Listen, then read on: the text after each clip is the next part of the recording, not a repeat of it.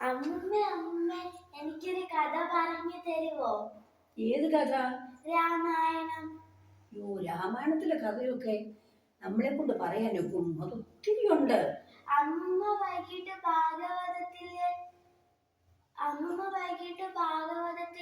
ശ്രീരാമന്റെ അവതാരം വായിക്കുന്നത് ഞാൻ കേട്ടു. അത് ശ്രീരാമ ചുരുക്കി എഴുതിയിരിക്കുന്നതാ. അത് പറയാം.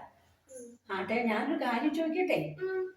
ശ്രീരാമൻ അവരുടെ അവതാരമാ നാരായണന്റെ. ശ്രീരാമന്റെ അച്ഛനും അമ്മയും ആരായിരുന്നു? ദശരഥ മഹാരാജാവും കൗസല്യാദേവിയും. ഭഗവാനെ മകനായിട്ട് വളർത്താനുള്ള ഭാഗ്യം ദശരഥ മഹാരാജാവിന് കിട്ടി. അതുപോലെ നമ്മുടെ കേരളത്തിലും ഒരു രാജാവിന് ഭഗവാനെ മകനായിട്ട് വളർത്താനുള്ള ഭാഗ്യം കിട്ടിയല്ലോ. അതാർക്കാ? എനിക്കറിയാം.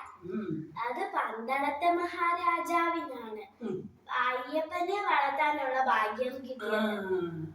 ശ്രീരാമദേവൻ ദശരഥന്റെ മകനായിട്ട് വളർന്ന് അതിന് 3 അനിയന്മാരുണ്ടായിരുന്നു.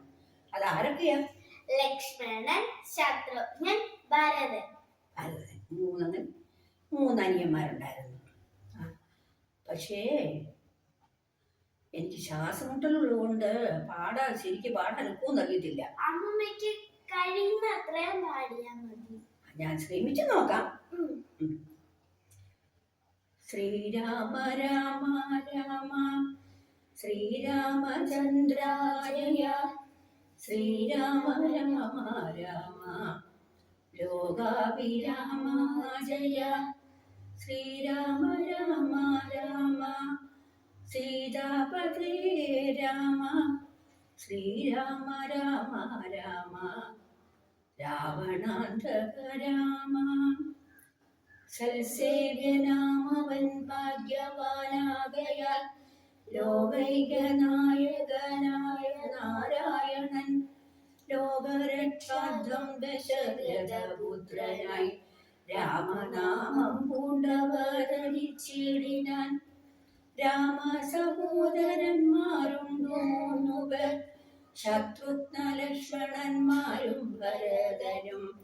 ഉത്തമന്മാരവർ രാമനോടൊക്കുമേ രാമാവതാര കഥകളും കൗശിക മാമുനി തന്നോടുകൂടെ ഗമിച്ചതും താടകയെ കൊന്ന യാഗവും രക്ഷിച്ചു കേടകല്ലിക്കു കളഞ്ഞു രക്ഷിച്ചതും വില്ലു മുറിച്ചതും സീതയെ വേട്ടതും കല്യനാം ഭാർഗവൻ തന്നെ ജയിച്ചതും താതവചനേന കാടകം ബുക്കതും പ്രീതനായി ചിത്രകൂടാചലേ വാണതും രാക്ഷസിയെ വിരൂപണം ചെയ്തതും രൂക്ഷരായുള്ള കരാതിയെ കൊന്നതും രാവണനാലപഹൃദയാം സീതയെ കാനനം തോറും തിരഞ്ഞു നടന്നതും സുഗ്രീവ സഖ്യം കഴിച്ചതും ബാലിയെ നിഗ്രഹം ചെയ്തതും സേതു ബന്ധിച്ചതും രാവണൻ തന്നെ സകൂലം വധിച്ചതും പാവക ശുദ്ധയാം സീതയെ വീണ്ടതും രാജ്യാഭിഷേകവും ചെയ്തു ജനങ്ങളാൽ പൂജ്യനായി രാജ്യവും പാലിച്ചു വാണതും ഇത്തരം നാരായണൻ കഥയൊക്കെയും വിസ്തരിച്ചത്യന്തരമ്യമായി തഥാ മുന്നം മഹാമുനി വാൽമീകി തീർത്തതും 3 ലോകത്തിലും വ്യാപിച്ചിരിക്കയാൽ ഉത്തമ താപസന്മാരരുൾ ചെയ്തിട്ട് വൃദ്ധിവതെ കേട്ടിരിക്കുമല്ലോ ഭവാൻ. ശ്രീരാമദേവൻ കാനനത്തില് പോയ സമയത്ത് നമ്മുടെ രാജ്യം ഭരിച്ചിരുന്നത് ആരാ? ഭരതൻ. ശ്രീരാമന്റെ അതിനാൽ ഭരതൻ. അതിനാണ് നമ്മുടെ രാജ്യത്തിനെ ഭാരതമെന്ന് വിളിക്കുന്നത്. മനസ്സിലായോ?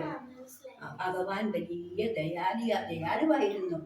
മനുഷ്യന്റെ അദ്ദേഹത്തിന്റെ രാജ്യത്തിനും പ്രജകളുടെയും ഐശ്വര്യത്തിനും ക്ഷേമത്തിനും വേണ്ടി മാത്രം ഭഗവാൻ ജീവിച്ചു. നാരായണ ഹരേ നാരായണ നാരായണ ഹരേ നാരായണ നാരായണ ഹരേ നാരായണ